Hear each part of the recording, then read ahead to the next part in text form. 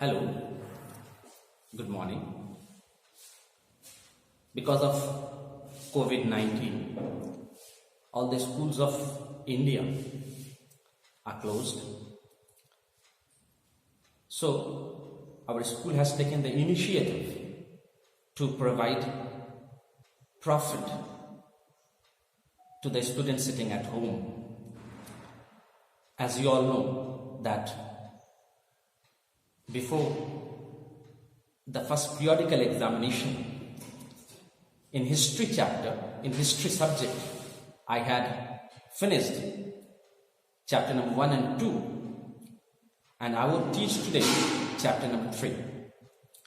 The name of the chapter number 3 is Rebellion and Resistance, Characteristics and Analysis. In this chapter, we will see that how the peasants and rebellion started revolt against the colonial government, against the British government. One question arises: why they started the rebellion and resistance? Why they resisted? Why they started the movement?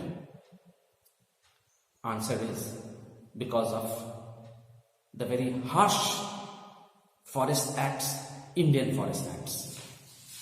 British government or colonial government had introduced 3 forest acts or forest laws.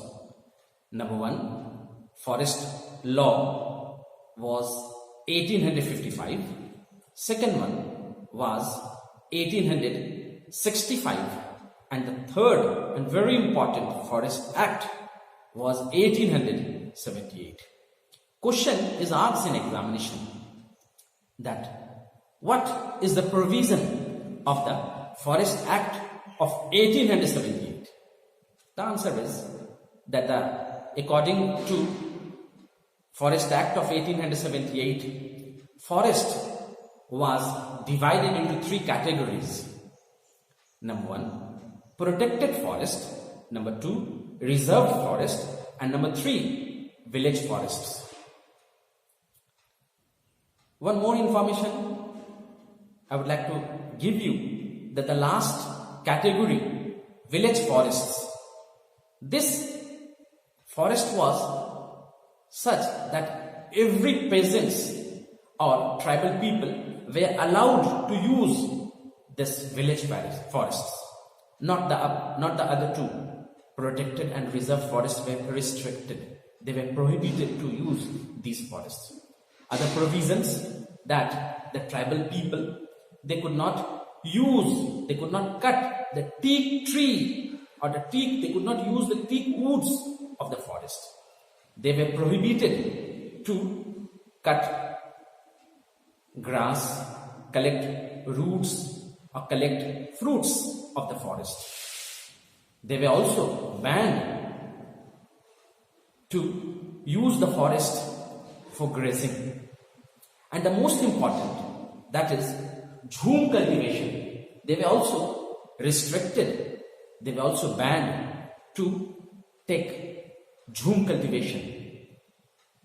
These were the provisions of Forest Act of 1878. Now, another question comes here, that is, when the Forest Acts were introduced, which I have told you just now, so what was its reaction? I have categorized the reaction into 2 phases, into 2 parts. Number 1 was primary reaction, and number 2 one was secondary reaction. Primary reaction. What was primary reaction? What happened in primary reaction? In primary reaction, this tribal people, this peasantry class of people, these farmers, they had consulted, they had given the petition to the British officials to cancel or to revoke the harsh forest law, especially Forest Act of 1878. Even they had also given the bribe to English officials, but all in vain. They did not heed towards the genuine petition, genuine request, genuine prayers of the peasants and farmers. Number second, secondary reaction. When all these solutions, when all these things could not bring solution, ultimately, these farmers and tribal people, they had started a rebellion. They had resisted against the colonial government. After this, I've also divided the total rebellion and revolts into two categories, into two parts. Number one, tribal revolt, and second one is peasant or farmers movement. What? And you all know that in your book, chapter number 3 of history, there are total 14 rebellions and movements. 14 we have to discuss, we have to study. So among tribal rebellion, a tribal revolt, number one was Chua rebellion. Chua rebellion had taken place in the year 1798 and 99. Next one was Coal rebellion, the period of Coal rebellion, 1831 to 32. Santhal rebellion, the period of Santhal rebellion, 1855 to 1856.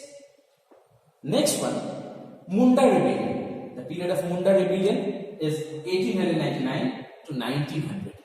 And second one, peasant rebellion. In peasant rebellion, Sannyasi and Fakir rebellion, the period of Sannyasi and Fakir rebellion, 1763 and 1800. Wahhabi movement, period of Wahhabi movement, 1831 to 1870. Farazi movement, and most important movement or rebellion, that is Indigo rebellion, the period of Indigo rebellion, 1859 to 1860. All these movements had taken place. Other Farazi movement, rebellion and movements had taken place, which I have not written here because of the shortage of the place. Now, another question arises here, that what was the cause of the rebellion, tribal rebellion and peasant movement? So, to go in that, to understand that thing, we have to see the historic perspective. We have to discuss the historiography of this rebellion. Why the peasants and tribal people started the rebellion against the colonial government. For that, in very brief, I would like to tell you the historiography, that you all know the Battle of Plassey had taken place on 23rd June 1757 between Sirajuddaulah and Robert Clive at that time, who was the governor of Fort William of Bengal. Sirajuddaulah was defeated, and ultimately what happened, 7 years after, another battle had taken place. That is also very historic. That is Battle of Buxar, and it was fought on 22nd October 1764. It was very important. It had brought many changes.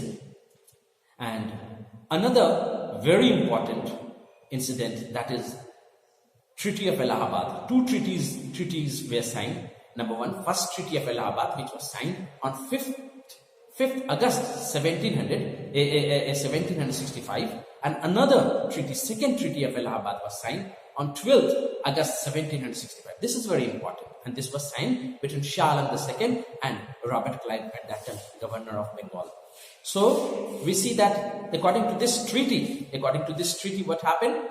That Diwani right was given to English. What is Diwani right? Diwani right is that English had got the power to decide the civil cases of Bengal, Bihar and Orissa, and to collect the revenue from Bengal, Bihar and Orissa. For your kind information, the Bengal and Bihar and Orissa, these three provinces were one. It was put in one province, that is known as Bengal. After that, when they had got the Diwani right, they had become uncrowned king of Bengal. That means they had got the right to collect the revenue. But here, it's a very important thing to be things to be understood that English did not go directly to collect the revenue. One more information that I would like to provide you, that is, English had recruited zamindars, faithful zamindars and faithful landlords to collect the revenue from the people of Bengal, Bihar and Orissa. And one more information, if we go to see the revenue system of Mughal dynasty and the revenue system of colonial government, so we see that the revenues, the rate of the revenue was higher in Mughal dynasty than to colonial government, comparatively if we go to see. And one more information, that during the period of Mughal dynasty, the farmers, they were the owner of their land. But here in colonial government, farmers were not the owner of their land. They were the mere tenant in their own land. The lands were the property of British government, colonial government. So that had triggered the rebellion, and the rebellion had taken place after that. Another very important thing, I have seen many questions when I was coming to take this class. So I had gone through the model question. Over there I had seen one question: the causes of the tribal or the peasant rebellion. This question I have seen, it is asked for 4 marks. So here the causes we can see: number 1, torture of landlords on tribal people or peasants. Torture, they were doing torture. They were torturing the innocent, unlettered tribal people and farmers at the time of collecting the revenue. And not only that, they used to collect the extra revenue from the farmers and peasants. And ultimately, that when they were asked to pay the heavy or extra amount in the form of revenue, that had triggered for the revolution, that became the cause of the tribal or peasant rebellion. Number 2, if we go to see, that is operation on the money, operation by the money lenders. In this heading, what will we see? That when the landlords demanded extra amount, extra revenue, so the farmers and the tribal people, they did not have so much amount. And one more point here to be noted, that at the time of natural calamity, the farmers, the poor farmers, were forced to pay the revenue at that time also. When there was no cultivation because of the natural calamity, they were asked, they were forced, they were tortured to pay the revenue.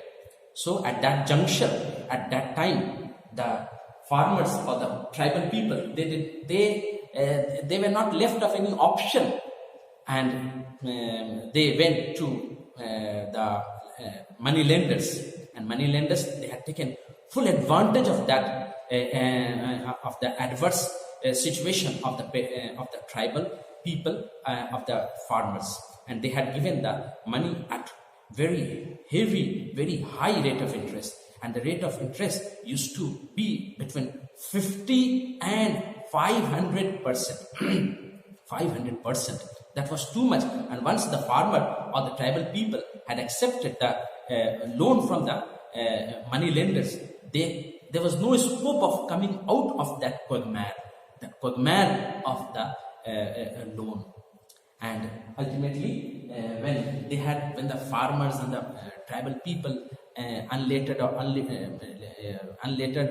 illiterate farmers, when they had come to know the real color of the money lenders, they resented and started the revolt. Afterwards, number 3, we will see introduction of the permanent settlement system.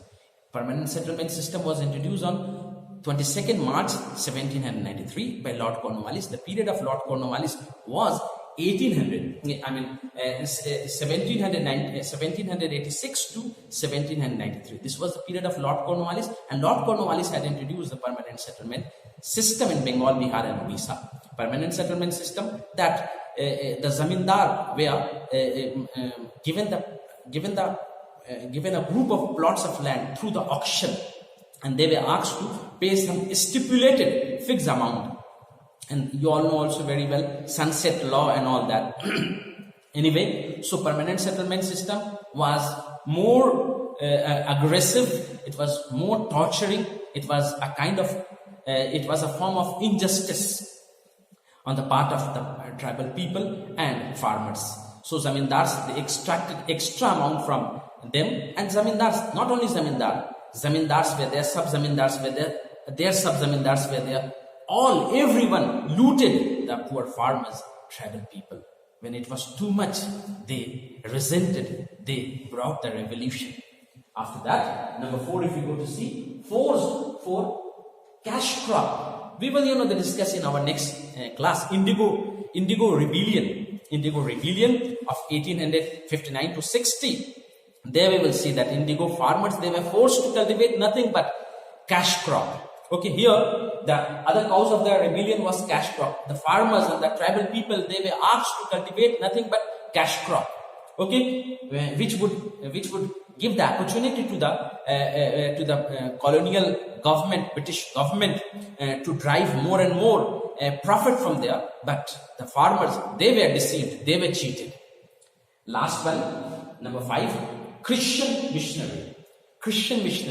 When they saw the tribal people, they were hand to mouth. Their condition was very deplorable. Their condition was very miserable. So they had taken the full advantage of their adverse situation. They had come and began to propagate about Christianity, and they had also told the tribal people and the farmers, once they would accept the Christianity, their total loans would be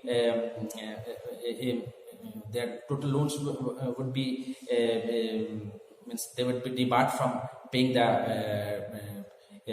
loan interest. They would be exempted from paying the interest and all that.